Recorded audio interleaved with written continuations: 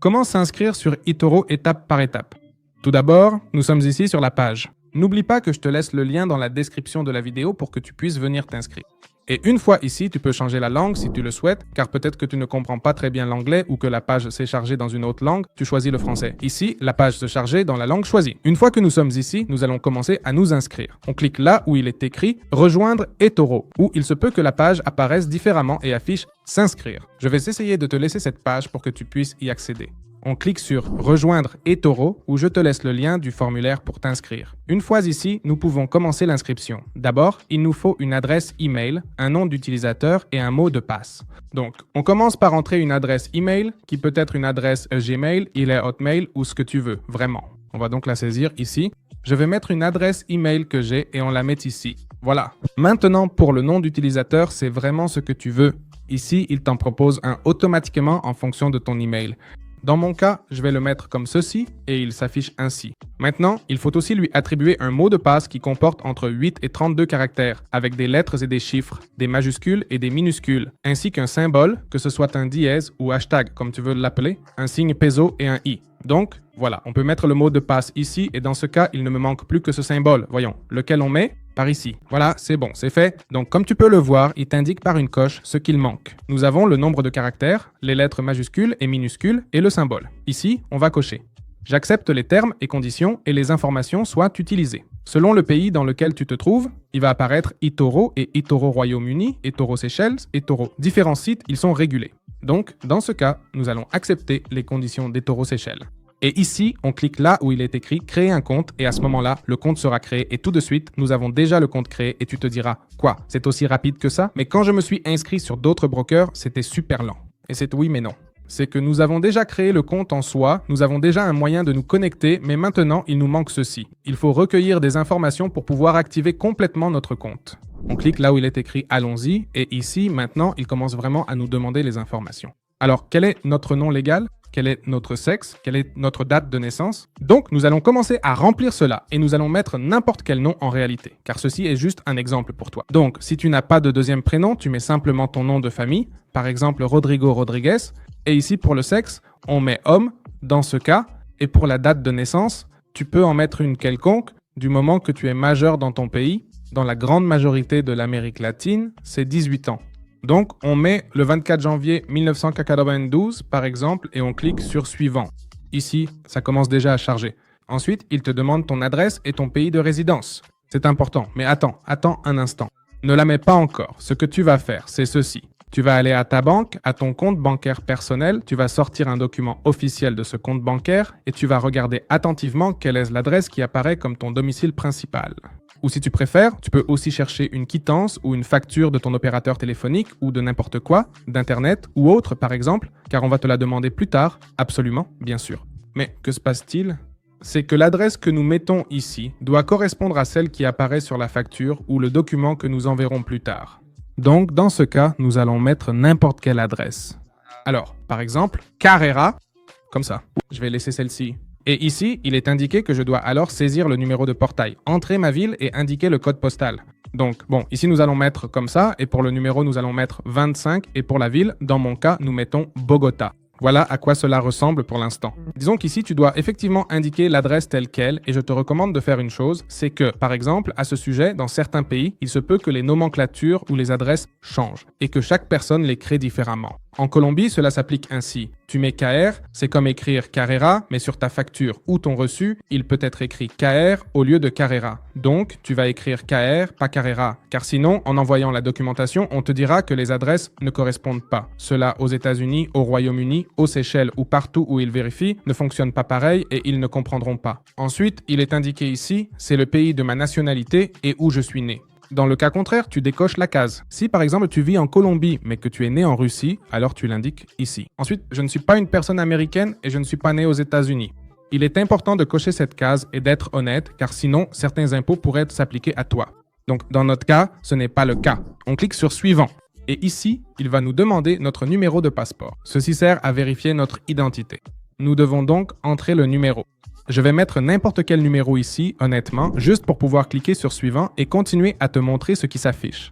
Ensuite, ici, nous avons un questionnaire qui va t'aider, enfin, qui va surtout aider eToro à savoir quel est ton niveau d'investisseur, si tu as déjà investi auparavant ou non, si tu as de l'expérience ou pas. Et en fonction de cela, il se peut qu'il t'envoie des emails ou des messages pour te recommander des formations, certains cours qu'il propose. Donc voilà, ici il est écrit « Combien de fois avez-vous opéré avec des actions ou des ETF ?» Moins de 10, de 10 à 20, plus de 20 ou vous ne l'avez pas fait. Dans notre cas, mettons plus de 20. Combien de fois as-tu opéré avec des crypto-monnaies? Mettons ici de 10 à 20 et cliquons sur Suivant.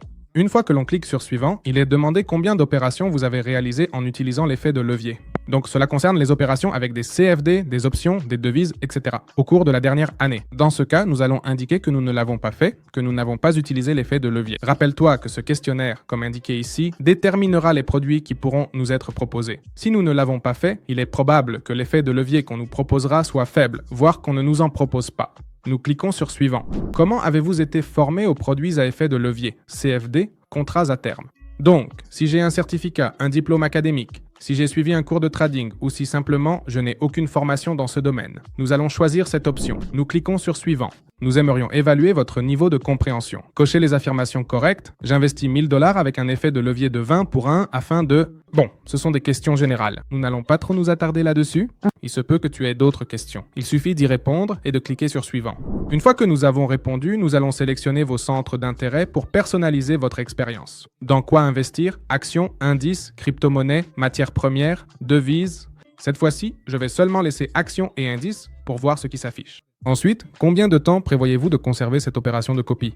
Ceci concerne le copy trading, c'est-à-dire copier d'autres investisseurs, et on peut choisir de quelques secondes à quelques semaines jusqu'à 3 mois. Bon, cela dépend de toi. Laissons-le sur plusieurs mois, voire des années, et on clique sur Suivant. Rappelle-toi que les informations que je saisis ici sont fictives, car ce n'est même pas moi, je te montre simplement comment tu pourrais t'inscrire. Et ce que je sélectionne n'est pas forcément ce que tu dois choisir, car cela dépend de ta situation, de la façon dont tu as investi, si tu as déjà investi auparavant, si tu as une formation en investissement ou non. Il est écrit « Laquelle des options suivantes décrit le mieux votre objectif principal en investissant avec nous ?» Si nous voulons une rentabilité à court terme, des revenus supplémentaires, une planification pour l'avenir ou économiser pour acheter une maison. Dans notre cas, choisissons revenus supplémentaires. Rappelez-vous, vous pouvez choisir autre chose. Ensuite, combien prévoyons-nous de déposer sur notre compte? Disons entre 20 000 et 50 000 $. Et il est écrit « Au cours de cette année ». Rappelez-vous, car il ne s'agit pas de penser à 10 ans, mais bien au cours de cette année précisément. Et nous allons cliquer sur Suivant. Une fois que nous avons cliqué sur Suivant, il est écrit « Quelle relation risque-récompense décrit le mieux vos attentes? Pouvons-nous gagner 80%, perdre 80%? Pouvons-nous gagner 40%, perdre 20%? Ou préférons-nous gagner un peu et perdre un peu? Donc cela dépend déjà. Nous allons choisir celui-ci et par exemple, il nous donne le cas suivant. J'espère gagner jusqu'à 40 000 tout en risquant les mêmes 40 000 $. Ceci correspond à un niveau de risque élevé dans ce cas. Nous allons cliquer sur Suivant. Et ensuite, il est dit « Moi ou l'un des membres de ma famille proche sommes administrateurs, actionnaires, employés d'une société de courtage, d'une bourse de valeur ou hauts fonctionnaires publics et dans mon cas, je ne m'identifie à aucune de ces affirmations. » Ensuite, quelles sont tes principales sources de financement? C'est-à-dire, d'où provient-tu l'argent que tu déposes sur eToro? Je vais mettre salaire, investissement, économie, et c'est tout. Ensuite, quelle est votre occupation principale? Ici, nous devons indiquer à quoi nous nous consacrons. Nous allons mettre relations publiques et le nom de notre employeur, c'est-à-dire l'entreprise pour laquelle nous travaillons. Si nous ne travaillons pour aucune entreprise, mettons notre propre nom. Donc ici, c'était Rodriguez, ce que nous avons mis au début, et voilà. Maintenant, quel est notre niveau de revenu annuel? C'est-à-dire combien pouvons-nous gagner par an? Alors, mettons de 50 000 à 200 000. Et quel est votre total de liquidité et d'actifs liquides? C'est-à-dire l'argent que vous avez en ce moment, que vous pouvez retirer, sortir et dépenser comme vous voulez. Mettons aussi de 200 000 à 500 000 et on clique sur Suivant. C'est bon. Ici, on a presque terminé et il est écrit « Les CFD ne sont pas appropriés pour vous ». Donc, sur cette base, il est indiqué « En fonction des informations que vous nous avez fournies, il est peu probable que vous compreniez pleinement les risques associés aux produits complexes. Et en tant que tels, les produits CFD proposés sur notre plateforme ne sont pas appropriés pour vous. Nous vous recommandons de bien réfléchir avant de poursuivre un investissement dans ce type de produit. Les CFD sont des instruments complexes et comportent un niveau de risque élevé de perdre de l'argent rapidement en raison de l'effet de levier. Ensuite, si vous décidez de continuer et d'ouvrir un compte chez nous, vous confirmez que vous connaissez et comprenez les risques correspondants.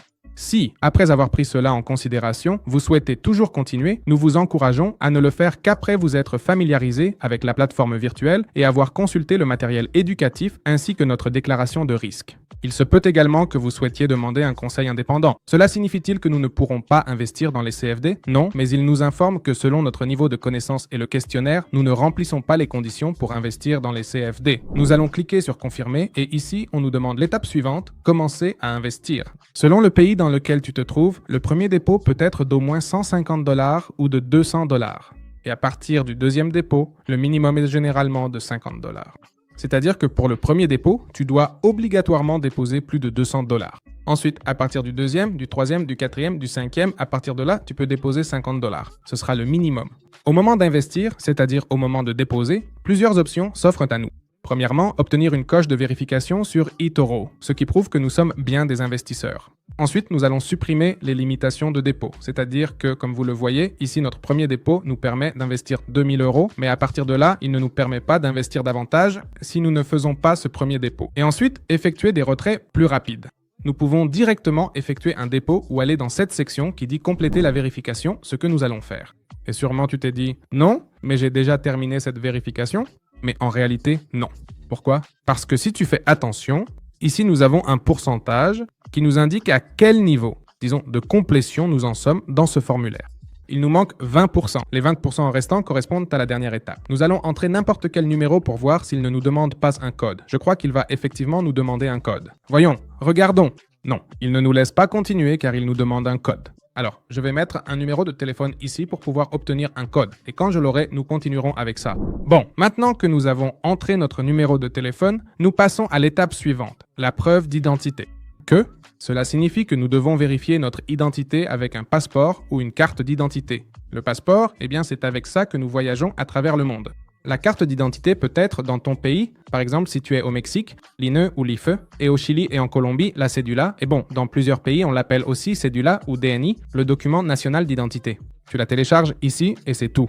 Ensuite, il te demandera différents documents. Mais là, disons, on va s'arrêter ici, mais en gros, il va te demander un certificat bancaire et une facture d'un service, que ce soit d'Internet ou quelque chose de similaire. À part ça, il ne te demandera rien d'autre. Maintenant, que se passe-t-il? Peut-être que tu envoies ces documents et qu'il continue d'apparaître qu'il manque une vérification et qu'ils vont la vérifier dans quelques jours et il se trouve que le temps passe et ils ne l'ont toujours pas vérifié. Donc, pour accélérer cela, ce que tu peux faire, c'est effectuer un premier dépôt. Je recommande de le faire avec le montant minimum. Plus tard, je publierai une vidéo expliquant comment faire des dépôts sur eToro. Par exemple, fais-le de 200 €, qui est le minimum requis. Une fois que tu auras effectué le dépôt, la vérification de ton compte sera accélérée, car en déposant, ils se rendent compte que tu es bien une vraie personne qui souhaite investir sur eToro. Et une fois que ta vérification est faite, tu pourras alors commencer à déposer davantage, tous tes documents seront vérifiés et tout sera en ordre. Mais bon, en gros, voici tout le processus que tu dois suivre pour t'inscrire sur eToro.